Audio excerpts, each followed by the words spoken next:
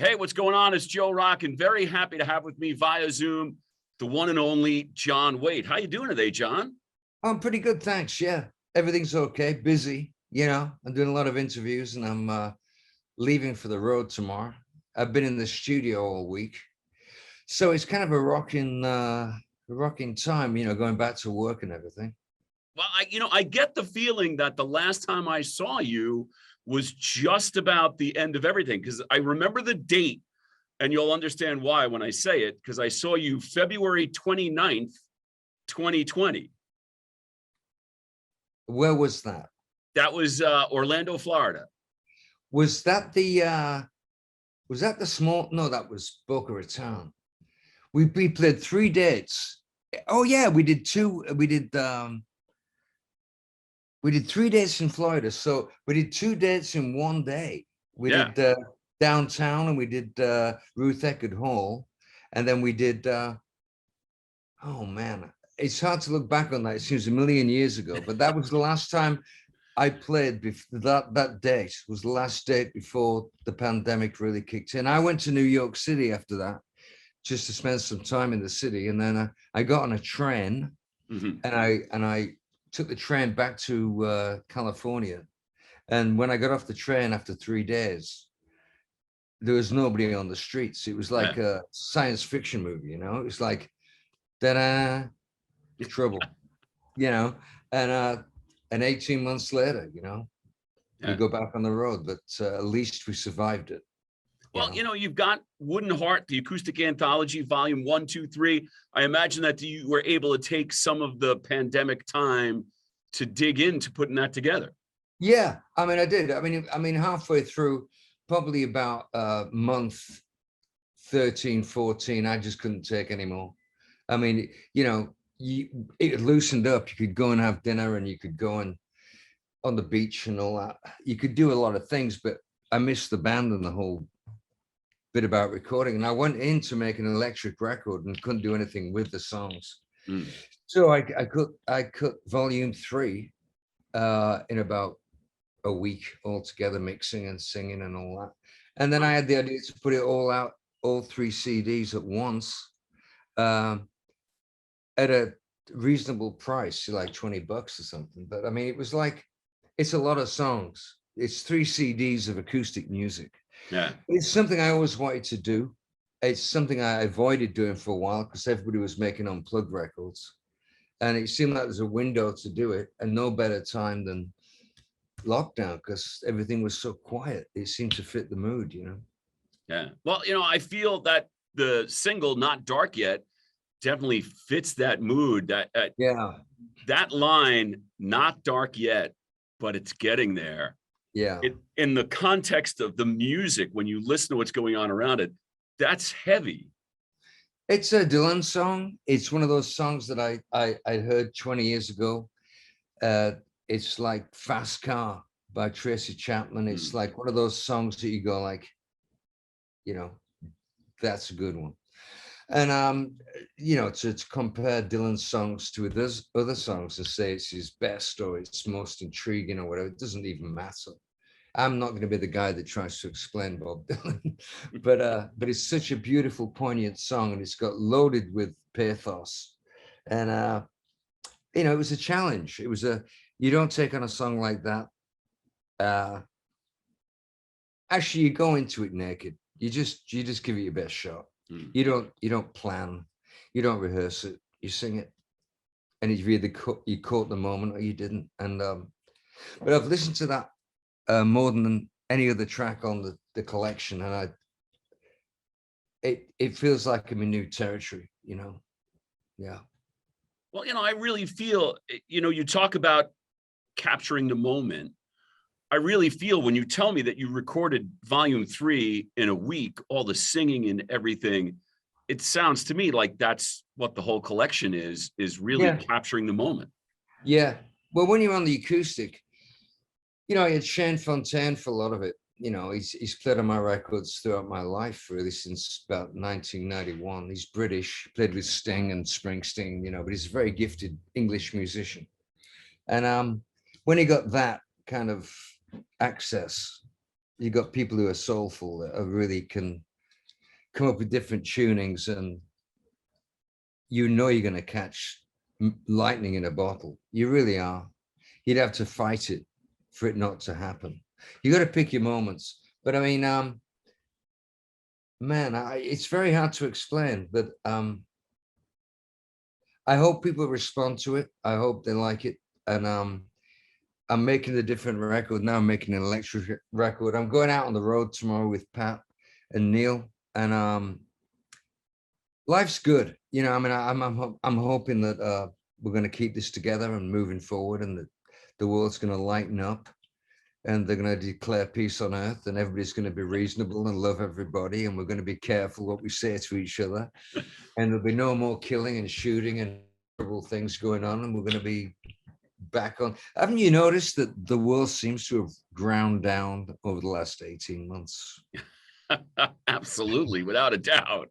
Oh man, I'm just hoping for the best, you know. Well, let's talk about the tour for a little bit, because you're going out.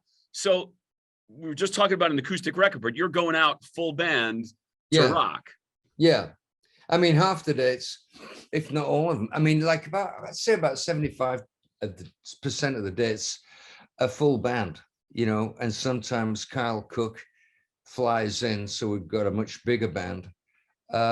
We are trying to go out and do the smaller dates, unplugged, which is for me bass guitar and 2 electric acoustic guitars. It's not like James Taylor, it's the full thing, but it's just without drums.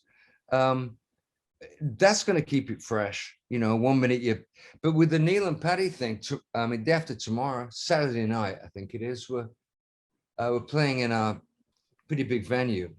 These are not small dates. Yeah. We have done the unplugged thing with Neil and Patty, and it's worked really. It's like it's an attentive audience. They seem to want to hear the songs in that fashion. Yeah. Well, one of the things I really love, I mean, your band rocks when you do the electric thing. The acoustic recordings are fantastic. I mean, no matter what you get live, it's going to be a treat. And I have to say, one of the things that caught me off guard when I caught you live last time was, you have, of course, all the hits that everybody knows you for, all your solo stuff, the stuff with the babies and Bad English, and then you pulled out Zeppelin, and I'm like, whoa. Yeah. It's once you get to the end of the set, and everybody's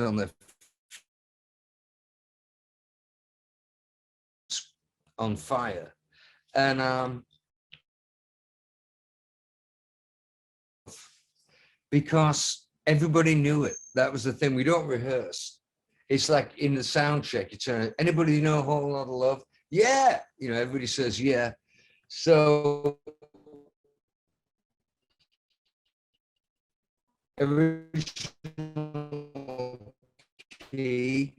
let's do it, and it's also like your voice is so open and you're so ready to sing something, that's going to really take the full Monty, really. But it's great to go for those notes and get them and just watch people, have a great time. Yeah. Well, to me, that's part of your artistry showing through in all different ways, to be able to interpret different songs, from the fact that on the recording, you recorded Dylan, live, you're doing Zeppelin. And then also too, you look at your latest collection, and the album cover is your artwork. Yeah. I mean, I went to art school. I spent 4 years training to be a painter. I was going to be a fine artist. And by the time I finished the course and got a diploma, it was like, well, what do I do now? I mean, getting the diploma doesn't mean you're going to be any better than anybody else. You just got a piece of paper. I mean, art and creation doesn't wear a badge. You are what you are. And I love music, and I love the spontaneity of it. You could go with your mates and go into a room and play music and drums and bass. And we were all like madly in love with rock and roll and everything to do with it. We all read the music press religiously, Melody Maker, Sounds, New Musical Express. You couldn't wait for Wednesday when they would come out and stuff, and you'd read all the reviews, and you wore a certain kind of boot if you could afford it. And it was a life. It was a religion, and nobody made any money. We barely had enough to eat, and it was the best time we ever knew. It was just, I mean, I came to America after I'd left a band in England called England in London when I was 21, and I flew. Some American band got in touch with me in Cleveland, and I flew to Cleveland, and I lived in Cleveland for like 4 months when I was 21, trying to get this band up and running and get a record deal. But to go to Cleveland and Kid Leo and all these great DJs and the Underground and the Agora and, Jesus, the girls, the musical instruments, the pawn shops, the radio alone just knocked your socks off. I mean, Cleveland was like the most rock and roll town in America. But I saw that, and the romance of that time is just scored into me. I mean, it's just been a wonderful life, Absolutely. Well, John, I got to tell you, we're very happy. You're hitting the road. Like you said, you're hitting the road tomorrow. You're going all over. I'll make sure that the tour dates are all listed here with the video. Any surprises you have for the live show that you want to give us a little hint about? Yeah. I mean, with Nick, well, it wouldn't be a surprise if I told you, but I'll tell you that's anyway. why I said hint. A certain guitar player comes out to join us in the last song. So, and it's always a rave. It's always an interesting way to go out. So it's a great show. I mean, I'm looking forward to it so much. And it's going to be great to be driving across America. I mean, we try to drive as much as we can. We hate to fly. It's just the airports, Yeah. You pull into diners and truck stops and stuff, and you meet people. It's really, and it's a wonderful time to do it. We have 22 dates between now and Christmas, and we wind up in New York. So I think I'm going to go down to New York City for Christmas, or some of it, but life is good. There you go. Cool. Well, Heart Acoustic Anthology Volumes 1, 2, 3. Pick it up. You're going to definitely dig it, and go see John live. I'm telling you, my experience is nothing but absolutely a great rockin' show. And I look forward to seeing you when you're in town. Thank you. I enjoyed it. Nice talking to you. Same here.